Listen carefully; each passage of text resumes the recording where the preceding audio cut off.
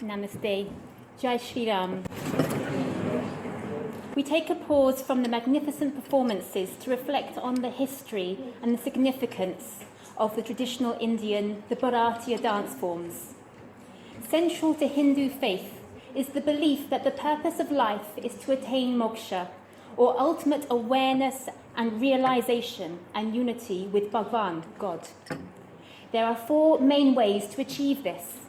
One of these is Bhakti-Yoga, which means devotion to Bhagavan.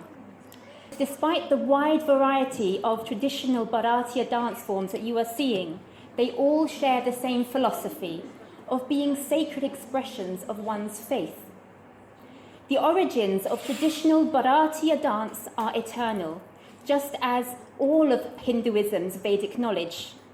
Lord Brahma, the creator, revealed 4 volumes of knowledge, the Vedas, which explain all aspects of Dharma, righteousness.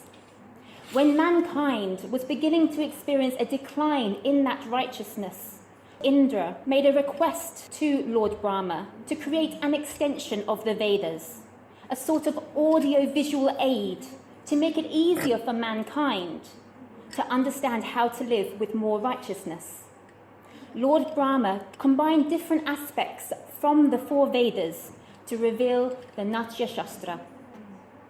Natya means art in its holistic form, encompassing plays, music, drama, and dance.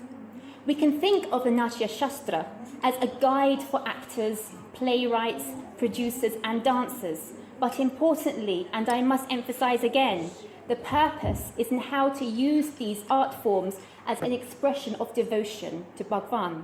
It is a practice of bhakti. The Shastras were orally passed from teacher to disciple across the entire Bharatiya subcontinent and for thousands of years. Sadly, over 1,000 years of destruction and suppression of Bharatiya civilization by foreign invaders meant that the teaching of the Natya Shastra came into demise, and some of it was lost completely. But the foundations of the Natya Shastra and a strong bhakti tradition gave birth to a multitude of regional traditional art forms, as varied as the peoples of the vast subcontinent of Hindu civilization, stretching from Tamil Nadu all the way to Tibet and out across to Cambodia, Thailand, and Indonesia. Some of the art forms became more well-known and more widely practiced than others. In the area of dance specifically, there are 8 classical dance forms that you may know, such as Bharatanatyam and Kathakali. But there are thousands of others just as glorious but less well-known. The folk dances of the 104 million tribal people of Bharat are some of the least well-known, but some of the richest and most vibrant. They use dance to give thanks to Bhagavan for all the gifts of creation, from the rain to the crops, and to the lessons given to mankind through the historical epics such as Ramayana and Mahabharata. Bharat owes so much to its tribal peoples.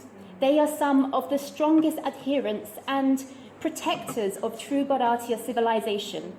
When large sections of cosmopolitan Indians, including some of those living abroad and 2nd and 3rd generation Indians, are forgetting and even rejecting their own culture, we look to the tribal peoples to have a key role to ensure the survival of Bharatiya civilization for future generations.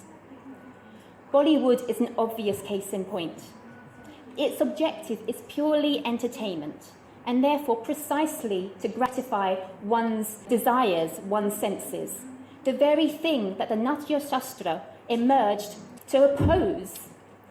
It is important we ensure our children, Western as well as Bharatiya, do not reject the traditional art forms which serve to advance humanity in favour of entertainment, which undermines it. Make the most of these opportunities, such as this event, to raise awareness of, promote and celebrate true Bharatiya civilization. We need many more.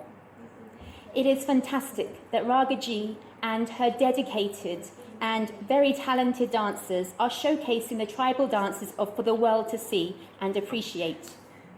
With the very greatest respect, I am wearing the beautiful traditional dress of a Lambadi girl of Telangana.